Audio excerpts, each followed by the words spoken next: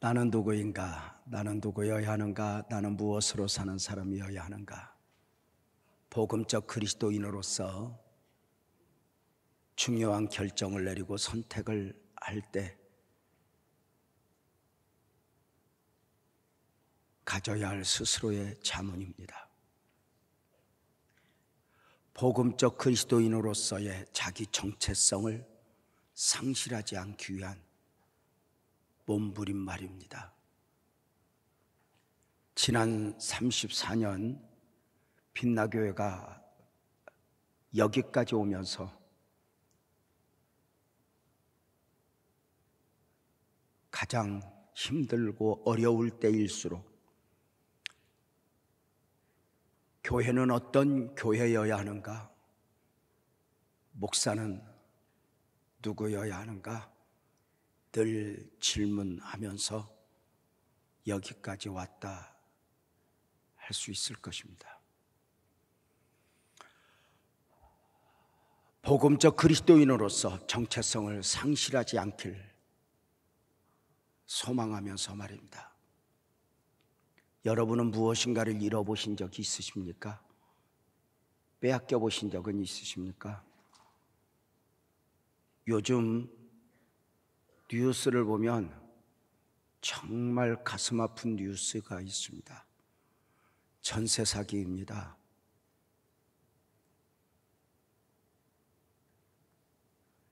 몇 천만 원, 1억 겨우 모아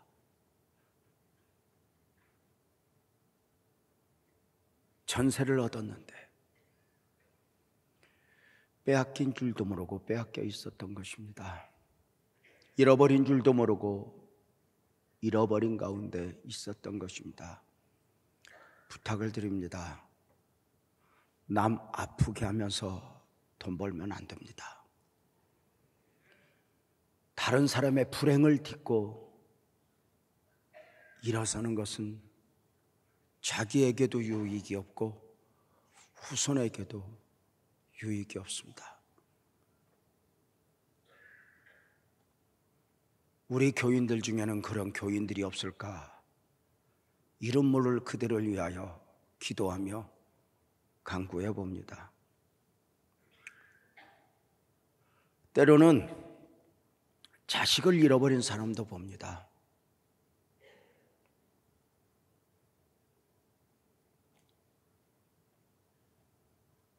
젊은 날 막 걸음마 배운 아이를 잃어버린 권사님 한 분이 훌쩍 나이가 70이 넘어서도 그 수십 년 전에 잃어버린 딸을 잊지 못해 길거리 40대, 50대 그저 아담한 여인이 길을 가면 가끔은 막 달려가서 앞을 본다 합니다. 우리 딸 아닐까? 산호라면 무서운 것 중에 하나가 나를 잃어버리는 것입니다. 난데 나가 아닌 것입니다. 나는 나여서 내 맘대로 할 수 있을 것 같은데 어느 날 조절 능력을 상실한 것입니다. 음란에, 도박에, 취미에 가정이 무너지는 줄도 모르고 그렇게 사랑했던 우리 자녀들의 삶에 어떤 상처를 입히는 줄도 모르고 나를 잃어버리는 경우 말입니다. 진짜 무서운 것은 세상은 이해를 못하겠지만 영혼을 잃어버리는 것입니다. 우리는 부자와 나사로 비유해서 지옥 간 부자의 탄식을 들어본 적이 있습니다. 돌이킬 수 없는 탄식이었습니다. 적어도 세상에서는 기회가 있었는데 기회를 상실한 가운데의 탄식 말입니다. 그는 죽어서야 믿음으로 사는 것이 얼마나 소중한 것인가, 죽어서야, 그저 목사님 설교를 귓등으로 들었었는데 죽어서야 아하, 천국이 있었구나, 지옥이 있었구나를 알고 탄식하는 것입니다. 아직 저 세상에 내 형제들 5이 있는데 아버지 아브라함이요, 나사로를 보내요. 그 형제들 여기 지옥에 오지 않게 하소서. 이렇게 말합니다. 그가 누구이든 앞서 죽음을 경험한 사람은 오늘 살아있는 우리 모두가 예수 잘 믿고 천국 백성이어야 한다는 사실, 중요합니다. 저는 오늘 또 한 사람의 탄식을 보고자 합니다. 에서의 탄식입니다. 영적인 것을 잃어버린, 받은 은혜를 놓아버린, 스스로의 축복을 가볍게 여기다 땅을 치고 후회했는데 기회를 상실한 에서의 탄식 말입니다. 야곱과 에서를 잘 아시죠? 저들은 쌍둥이입니다. 한 부모에게서 태어나 한 부모의 그늘 아래서 성장을 했습니다. 안타깝게도 이들은 쌍둥이로 태어났는데 어릴 적부터 경쟁 관계로의 삶을 살아갑니다. 단순히 큰아들과 작은아들이 아닙니다. 0이냐 6이냐입니다.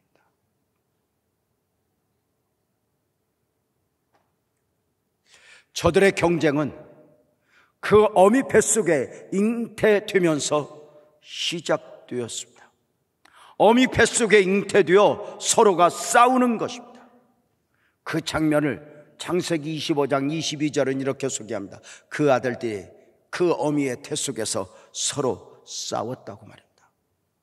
성도님들, 어미 뱃속에 잉태된 아이들이 싸운다, 이해할 수 있겠습니까? 상식적으로 이해가 될까? 어때요? 신문의 날만큼 싸웠을까? 어때요? 뱃속의 아이들이 싸우는 과정 속에 부모가 견딜 수 없을 만큼의 고통이었을까? 아니요. 아주 작은 씨름이었을 거예요. 성경이 그러하다 하니 그러하지, 사실은 그저 가볍게 여길 만한 작은 사건이었어요. 그런데 그 작은 씨름이 자기들의 미래적 운명을 걸고 하는 씨름이었다는 것 몰랐을 거예요. 아브라함과 이삭과 에서의 하나님이냐, 아브라함과 이삭과 야곱의 하나님이냐. 그 어미 뱃속에 야곱과 에서가 싸운 거예요. 가장 귀한 가치를 두고. 사랑하는 성도님들 아세요? 야곱과 에서는 그 어미 뱃속에만 잉태되어 있는 것이 아니라 우리의 삶에, 우리 안에도 담겨져 있다는 거 아세요? 야곱일 거냐 에서일 것이냐, 야곱으로 일 것이냐 에서로 일 것이냐, 아브라함과 이삭과 에서, 아브라함과 이삭은 영적인데 에서는 뭔가 육적 흐름으로 간다. 아브라함과 이삭과 야곱은 처음부터 끝까지 영적 흐름입니다. 내 안에서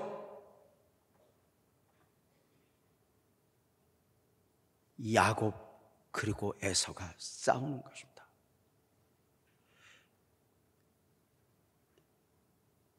이것을 영적으로 느낀 바울 사도는 이렇게 고백했습니다. 오라 나는 공고한 자로다. 내 안에서 내가 누구여야 하는가 아는데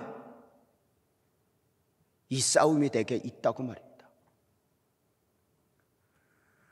그런데 이 자체도 복인 거 아십니까? 성장했기 때문에 있어진 싸움일 수 있다는 거 아십니까? 세상에 속한 사람들, 복음을 모르는 사람들은 이 싸움 필요 없습니다. 왜? 내가 원하는 대로 살면 됩니다. 육의 만족을 위해서 살면 됩니다. 그러나 그리스도인은 아닙니다. 내 안에 내가 원하는 나일 거냐, 하나님이 원하는 나일 거냐, 내가 원하는 나 에서로 일 것이냐, 아니면 하나님이 원하시는 나 야곱으로 일 것이냐, 줄다리기를 하는 것입니다. 그렇게 하나씩 이겨가면서 무엇을 진정한 가치, 무엇을 중요하게 여기는 사람으로인가 조금씩 드러나기 시작합니다. 에서와 야곱이 성장했습니다.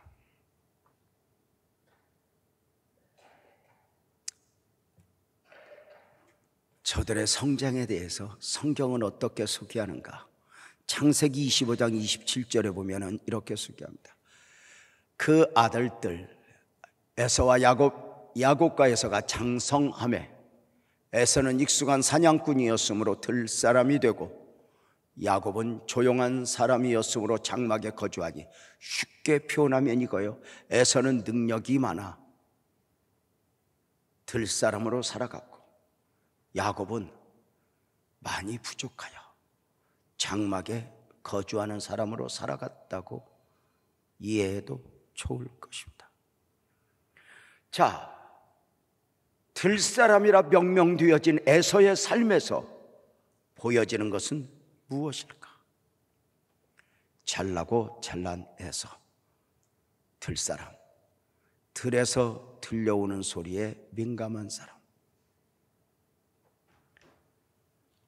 할아버지 아브라함, 아버지 이삭 안에서 태어났지만 언젠가부터 그는 삶의 진정한 가치를 울타리 안에 하나님 안에서보다 들에 두고 살아가는 사람, 들에서 들려오는 소리에 민감한 사람, 어디에 땅값이 오르지, 어디에 집값이 오르지, 어떤 사업을 해야 하지, 세상으로부터 민감한 사람. 에서가 하나님을 몰랐을까? 다시 말씀을 드려요. 아브라함의 손자입니다. 이삭의 아들입니다. 그저 철없을 때 예배하지 않았을까? 우리 자녀들이 그러한 거죠. 근데 자식 마음대로 못 하잖아요.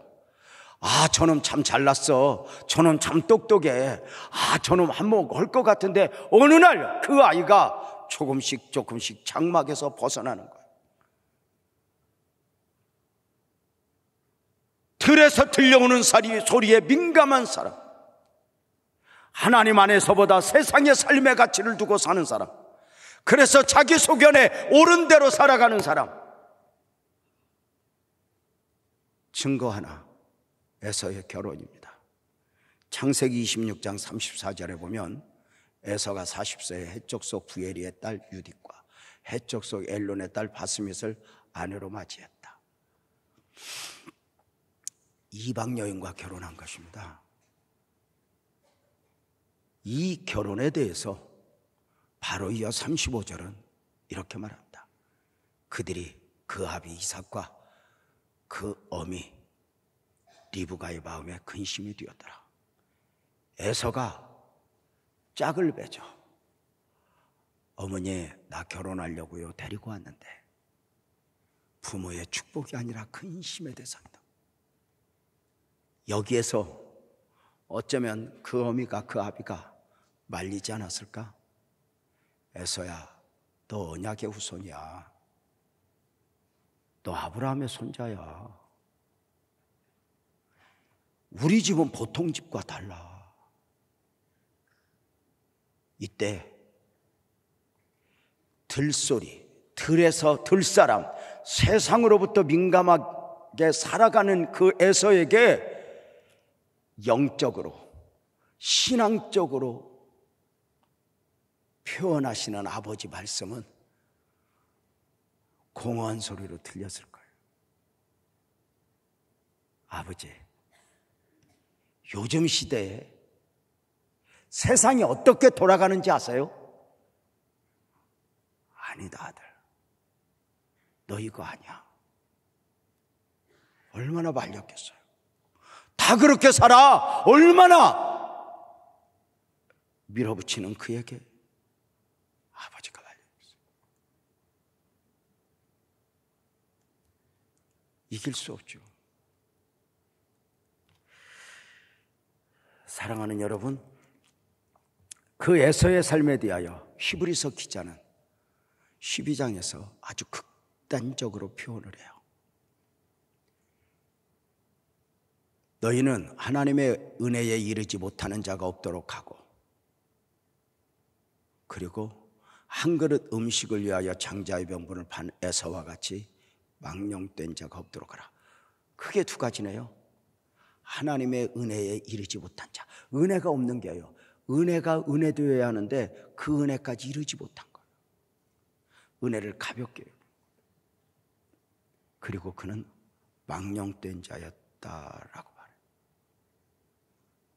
아버지를 따라 예배는 했지만, 어제는 명절에 와서 우리 예배하자 뭐 이렇게 했지만, 그는 어느 순간부터 삶의 진정한 가치는 울타리 안에가 아니라 울타리 밖에 세상에 있었던 바, 이것들이 귀하게 여겨지지 않는 거죠. 어떻게 생각하세요? 어떻게 생각하세요? 상대적으로 야곱을 좀 소개해 볼까요? 야곱은 조용한 사람인 거로 이렇게 표현을 했지만 사실은 부족하고 못난이입니다. 성격적으로도 직업적으로도 뭐 하나 뚜렷하게 잘하는 것 없나. 그래서 어쩌면 장막에 부모의 그늘 아래 있어야 했을 것입니다. 그런데 이 장막은 단순한 장막이 아닙니다. 교회가 없던 시대, 성전이 없던 시대, 성막이 없던 시대, 하나님을 예배하는 장소였습니다. 야곱은 특별히 밖으로 바쁠 일이 없으니 어머니 돕고 아버지 돕고 예배하자 그러면 예배합니다. 야곱의 처음도 믿음이 딱히 있었던 것은 아닌 것 같습니다. 그도 한기질하잖아요. 못났지만 성질이 이상하잖아요. 그런데 그 야곱이 믿음이 있어서도 아닌데 날마다 예배하는 가운데, 아버지와 함께 살아가는 가운데 무엇이 귀한 것인가를 조금씩 알아갑니다. 장자의 명분이 그렇게 중요한 거구나. 아버지 축복 기도가 그렇게 중요한 거구나. 사실 육적인 생각, 육적 접근에서는 장자의 명분, 아버지의 축복 기도, 뭐 목사의 안수 기도, 뭐 그거 받는다고 뭐 대단해. 그런데 영적 시각으로 보면 어느 순간 그것이 귀해 보이는 거예요. 눈을 조금씩 열어가는 거예요. 열어가는 거예요. 여러분 어떠세요? 여러분은 에서와 야곱 두 남자 중에 어떤 놈을 사위로 삼을래요? 야곱과 같이 못나니 그저 교회에서 그러고 사는 것보다는 에서 교회 안 나오는 것도 아니고 예배 안 드리는 것도 아니고 믿음이 아주 없는 것도 아니고 그저 세상적 멋도 있는 그 에서 다 욕심내죠. 그런데 성경은 그 에서를 망령된 자, 하나님의 은혜에 이르지 못한 자로 소개해요. 야곱 어느 순간 영적인 눈을 조금씩 열어가면서 꿈꿀 수 없는 것을 꾸어요. 가질 수 없는 것을 소망해요. 장자의 명분 내 것이었으면 좋겠다. 보니까 저 형은 저거 우습게 하는데 내가 질 수 없을까? 그런데 기회가 와요. 그 사모함으로 기회가 와요. 어느 날 야곱이 죽을 쓰고 있는데, 어미를 도와서 팥죽을 쓰고 있는데, 사냥을 갔던 에서가 아주 멋진 모습을 하여 문을 열고 들어오더니 그 죽냄새에 이렇게 말해. 야곱아, 죽 한 그릇 하오. 이때 야곱이 자신도 모르게 어쩌면, 형, 에서, 내가 이 죽 한 그릇 줄게. 장자의 병분 나한테 넘길래? 어떠세요? 이것은 계획되었던 게 아니에요. 계획을 세웠다면 죽 한 그릇으로 장자의 명분을 욕심낼 수 있겠어요?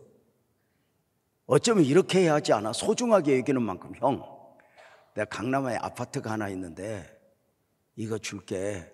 형, 그 장자의 명분, 형, 내가 지방에 땅이 좀 있어. 그거 넘길게. 나한테 장자, 뭐 이런 계획을 뭔가 거래는 이게 맞아야 되잖아요. 근데 죽 한 그릇? 형, 이거 내가 줄게.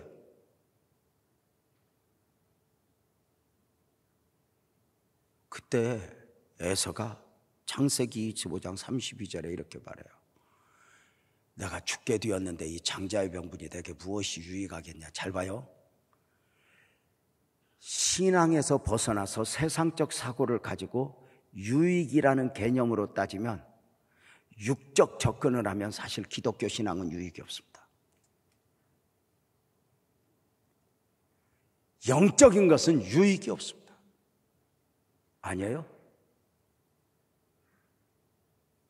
내게 무슨 유익이 돼? 언제나 에서는 세상 사고에 이익이냐 손해냐, 이게 세상의 사고입니다. 아무리 세상이 정의를 외쳐도 옳으냐 그르냐가 아닙니다. 이익이냐 손해냐, 내 편이냐 네 편이냐. 밑바닥 인간의 죄성은 사실 정의를 외쳐도 정의로운 삶을 살 능력이 없어요. 그래서 사회운동을 하는 많은 사람들이 나라를 향하여 온갖 질타를 하면서 스스로는 무너져 살아요. 이게 인간이에요. 그래서 사회운동을 하는 분들이 종종 뉴스에 한 번씩, 정말 극단적일 수 있겠지만, 저들이 합숙하면서 가졌던 성분란이라든가 이런 것들이 나오나 보면 깜짝깜짝 놀라잖아요. 자기를 지킬 능력이 인간에게 있어요? 없어요. 사실 신앙이라고 하는 건 뭐예요? 누구 죄를 말하는 것이 아니라 예배당에 들어오면서 내 죄를 말하는 거거든요. 신앙이 타락하면, 기독교 신앙이 무너지면 예배당에 들어오면서 내 죄를 고백하는 것이 아니라 어느 날 목사의 죄, 장로의 죄, 누군가의 죄를 정죄하며 판단하며 들어와서 예배하는 예배자가 돼요. 그건 진정한 예배가 아니에요. 자, 형, 내가 이 죽 한 그릇 줄게. 장자의 병분 넘길래? 계획이 아니었어요. 아주 우발적이었어요. 이때 에서가, 야, 내가 지금 배가 고파 죽겠는데. 에서의 배고픔은 순간의 배고픔이지 아니잖아. 근데 내가 이거 유익이 뭐가 있어? 너 가져. 그런데 이 우발적 장난기 섞인 거래가 저들의 운명을 결정지을 줄 누가 알아요? 이렇게 말하잖아요. 신앙은 장난으로라도 양보하는 게 아니라고. 믿음은 말로라도 쏟는 게 아니라고. 나는 누구인가? 누구여야 하는가? 말로라도 무너지면 안 돼. 그러면 여러분 물어봅시다. 에서가 장자의 명분을 왜 넘겼는가? 에서는 배고파서 그랬다고 그래요. 왜 믿음으로 못 살아고? 가난해서. 왜 바로 못 살아? 어려워서. 그럴까? 그런데 에서는 배가 고파서 장자의 병분을 넘겼다고 하는데, 성경은 딱 한마디로 정의해요. 34절 있죠, 창세기. 에서가 장자의 병분을 평소에 가볍게 여겼다. 그까짓 거. 보세요. 야곱이 귀하게 여기는 것을 에서는 가볍게 여기기 시작해요.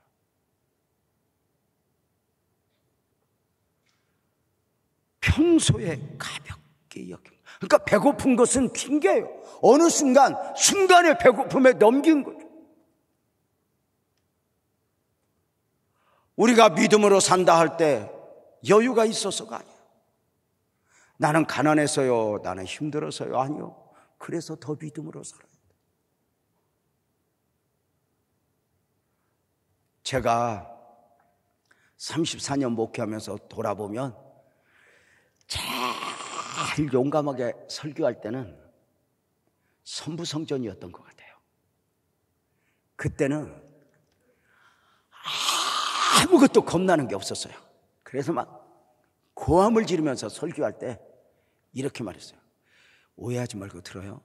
여러분 안산에 왜 왔냐고. 누구 때문에 무엇 때문에 도장 잘못 찍어서 힘들어서 왔기도 했지만 왜 왔냐고. 이렇게 말했어요. 그때는 막 그렇게 설교했어요.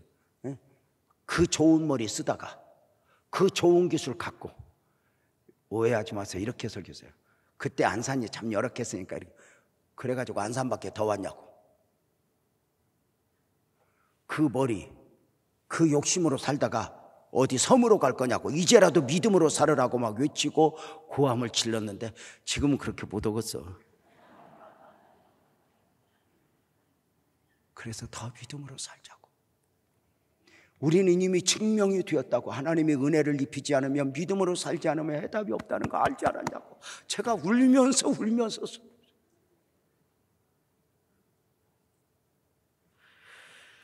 사랑하는 여러분, 에서는 장자의 병분을 넘긴 것은 가룟 유다가 예수님을 판 건 돈 때문이 아니잖아요. 마귀에게 마음을 빼앗긴 거잖아요. 마귀는 자꾸 핑계하게 해요. 너 이렇게 할 수밖에 없어. 너 넘길 수밖에 없어. 너 예배 빠질 수밖에 없잖아. 다 이해해. 다 그러고 살아. 어느 날부터인가 무게중심이 울타리 안에서 울타리 밖으로 가요. 장자권이 왜 에서가 가볍게 여겨요? 영적인 거니까. 땅의 것이 아니라 하늘의 것이니까. 언약권이니까. 오늘의 것이 아니라 내일의 것이니까.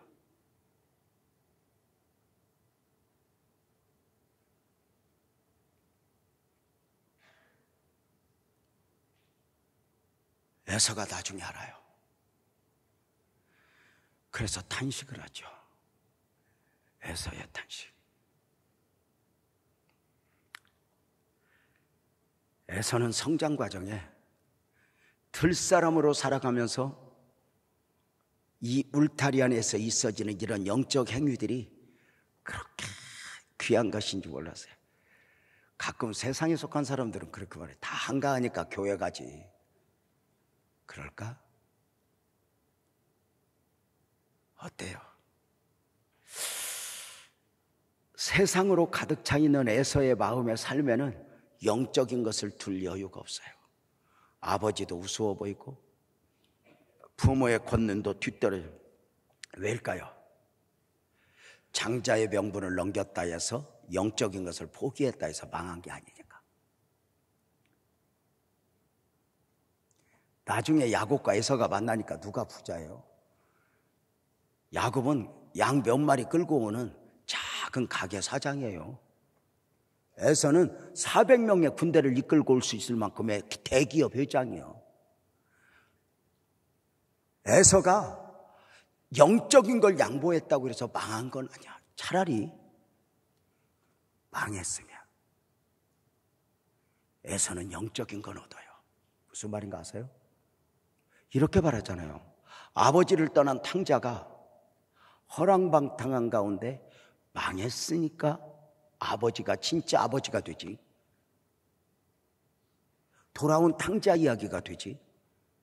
만약에 탕자가 아버지를 떠나서 부자가 되었다면, 성공했다면 그는 영육간에 망했을 거예요. 육적인 것에만 눈을 두면 사실을 예수를 열심히 믿어야 할, 기도해야 될 이유가 없어요.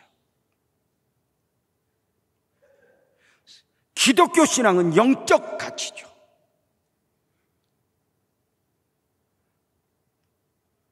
급한 게 없는 거예요.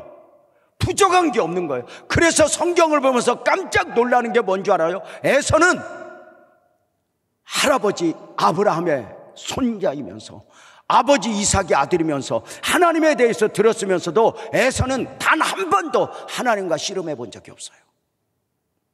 아들과 동생과 씨름하고 아버지와 씨름하고 사랑과 씨름하고 세상과 씨름하니 하나님과 씨름할 여유가 없었어요. 한마디로 하나님 앞에서가 없었던 거예요.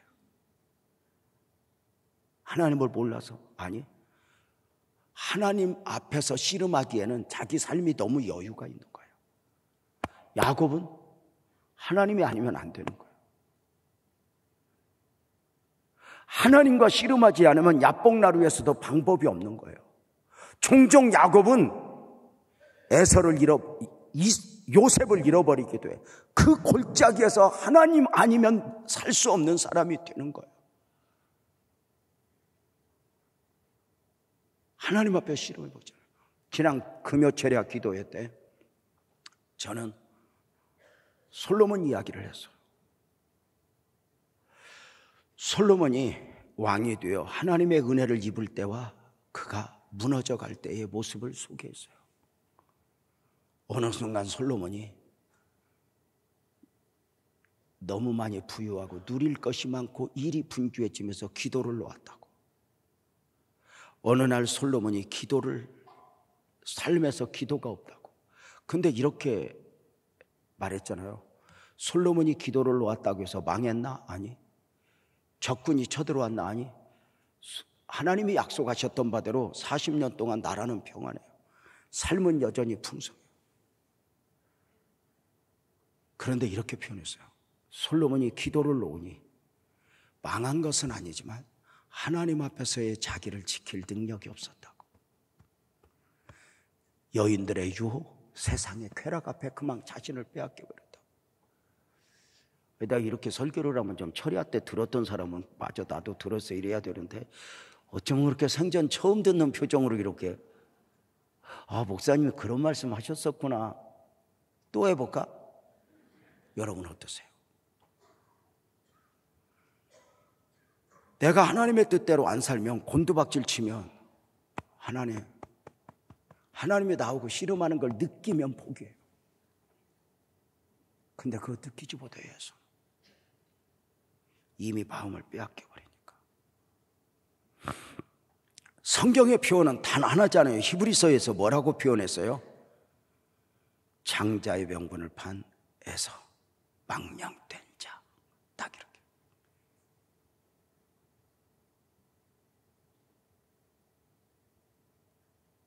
근데 어느 날 에서가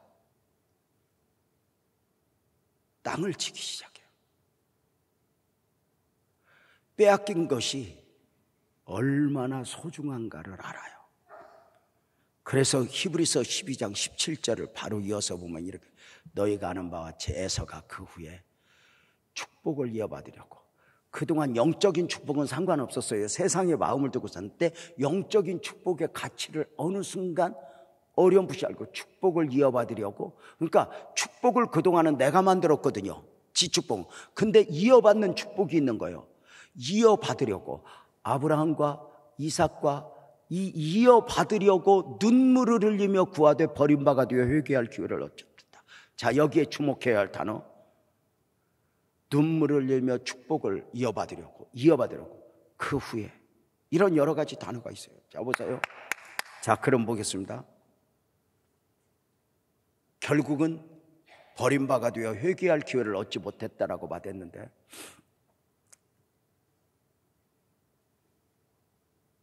영적인 것을 가볍게 여긴 대가는 너무도 컸죠. 자, 그러면 따라서 합시다. 그 후에 에서가 이 영적인 축복이 얼마나 귀한가 깨달은 그 후에는 뭘까? 성경은 정확하게 말하지 않아요. 왜 그럴까? 성경 이야기는 에서의 이야기만이 아니라 우리의 이야기니까. 각자의 사정이 다 다르니까. 근데 에서는 언제 깨달았냐? 성경은 정확하게 말하고 있지 않지만 분명한 게 있어요. 어느 순간 가질 만큼 가져보았는데 나이를 먹어가면서 이것이 별 의미가 없는 거예요. 젊은 날에는 이것만 있으면, 여기까지만 가면 대단한 비전을 품었는데 정작 그 연수를 더해가면서 가치가 변하잖아요. 여러분 안 그래요? 10대 때의 가치, 20대 때의 가치, 30대 때의 가치 달라지는 거 아니에요? 10대 미만은 장난감, 10대는 뭐 딱지, 구슬, 공놀이, 20대 때는 뭐 또 30대, 40대 달라지는 거 아니에요? 지금 여러분이 귀하게 여기는 거 절대 가치가 아닌 거 아세요? 변하지 않는 건 성경밖에 없어요. 지금 내가 이것만 있으면, 내가 자식을 위해서 뭐만 하나 해주면 100년 지나 200년 지나 보면, 여러분 혹시 저 증손자까지 뭐 해줄 계획이 있으십니까?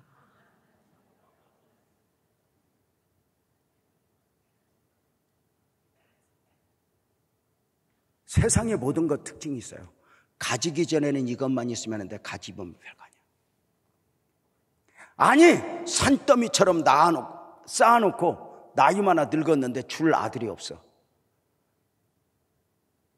주어도 저놈이 잘 살까? 여러분이 염려한다면 그놈은 100% 여러분 없는 뒤에 다 까먹어. 아닐 것 같아요?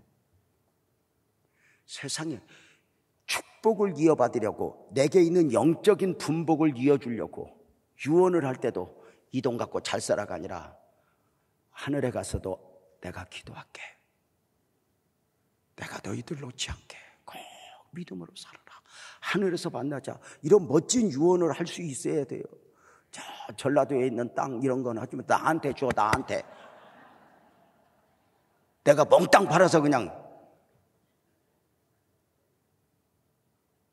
어제도 선교사님 와갖고 성기지 교회가 비세고 그래서 수리하려고 하는데 목사님 2천만 원만 줘요. 줄게. 기도하자. 무엇이 있는지 기도해야 한다. 사랑하는 성도님들, 어느 순간에 영적인 것이 얼마나 귀한가는 몰라도 육적인 것이 의미 없다는 것은 알아라.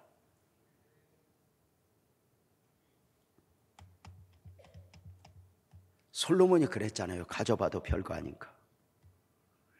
근데 히브리서 12장 17절을 다시 보면 뭐라고 표현해요?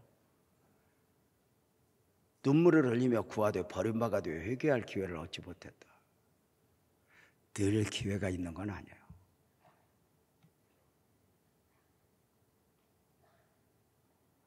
돌아와, 돌아와, 내 아들아 돌아와, 기다리시는 하나님. 종종 이렇게 말해요. 하나님 나 좀 기다려줘요. 하나님은 언제까지 기다릴까? 하나님은 끝까지 기다려요. 근데 왜 하나님을 나중에 구할 수 없을까? 하나님을 구하는 건 영적인 은혜지 저정령 생각으로 되는 게 아니에요. 하나님은 언제까지? 끝까지. 문제는 뭐죠? 세상이 우리를 그냥 안 둬요. 순간. 이번 주간에 가슴 아픈 장례 안 했죠. 우리 권사님 아들 40 이제 된 아들이 잠자다가 그냥 갔어요. 하늘나라. 심정지. 아픈 적도 없었고 병원 간 기록도 없는데 갔어.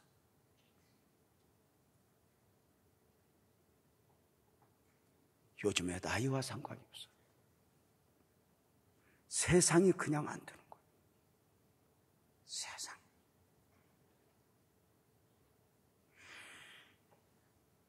차차 마귀는 늘 미루게 해요. 우선 이렇게 살아. 언제 돌아갈 기회가 있을 거야. 우선 이렇게 살아. 언제 믿음으로 살 기회가 있을 거야. 어느 순간 늘 때가 있을까? 고린도후서 6장 2절은 그러잖아요. 보라, 지금은 은혜 받을 만한 때요, 보라, 지금은 구원의 날이다. 하나님의 시간표는 언제나 지금,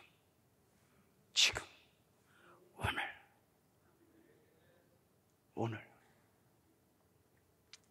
나는 누구인가? 누구여야 하는가? 무엇으로 사는 사람이어야 하는가?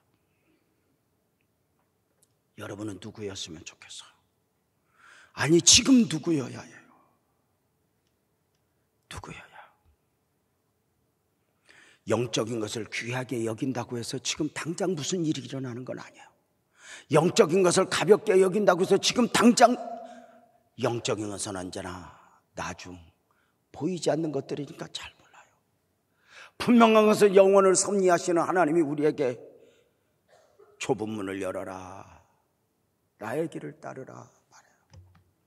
바울 사도가 40에 하나 감암에 5번 맞고 3번 대장으로 맞고 죽었다고 수없이 되던져지면서 주님의 길을 걸어가면서 수없이 제자들과 성도들과 헤어질 때마다 사도행전 20장 32절에 보면 내가 여러분을 주의 말씀과 그 은혜에 부탁하고 갑니다. 은혜를 붙잡으십시오. 말씀을 붙잡으십시오. 저는 이번 주에 미국으로 가요. 앞으로 수없이 많은 과정이 있겠지만 우리 사랑하는 유임 목사님과 우리 성도들이, 존경하는 장로님들이 그 은혜의 말씀에, 그 은혜에 부탁을 하는 거예요. 왜요? 그만큼 약해요. 조금만 기도할 사람이 기도 안 하면 세상으로 끌려가 있어요. 나도 모르게 시간표가 저쪽으로 가 있어요. 지금은 돌아올 여유, 조절 능력이 있는데 어느 순간부터는 눈이 어두워지고 귀가 어두워지고 하나님의 감동도 없고, 그저 옛날에다가 그랬는데 한순간에 무너질 수 있다는 거죠.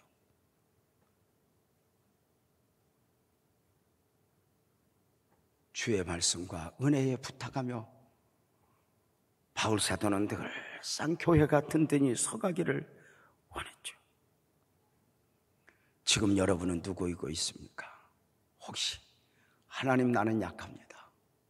세상이 나를 뺏어가지 못하도록, 나를 길들이지 못하도록 주의 말씀, 주의 은혜에 사로잡힌 바 되게 하여 주옵소서. 그렇게 소망하지 않겠습니까? 크게 아멘 합시다. 진정한 가치는 영적인 데 있습니다. 약한 우리, 때로는 삶이 어렵지만 딱 정하십시오. 나는 은혜 안에서 살아야 한다. 믿음으로 살아야 한다. 주님 안에서 살아야 한다. 찬양으로 고백하지 않을래요? 우리 모두 자리에서 일어나서 이 땅의 내 삶이 찬양합시다.